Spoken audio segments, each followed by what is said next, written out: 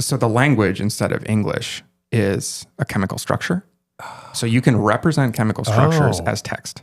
Yeah, there's a sort of standard system called SMILES, where you can represent two-dimensional chemical compounds in text. Yep. So in much the same way that you would, like train on all of Wikipedia or something, you could train on all of PubChem, which is a public database of chemical compounds. And not only do we have millions and millions of these various chemical structures, we know something about them from research in terms of like, this one is, a good anti-cancer drug, or this one has antibiotic properties, or this one's like really water soluble, or, like all sorts of different things.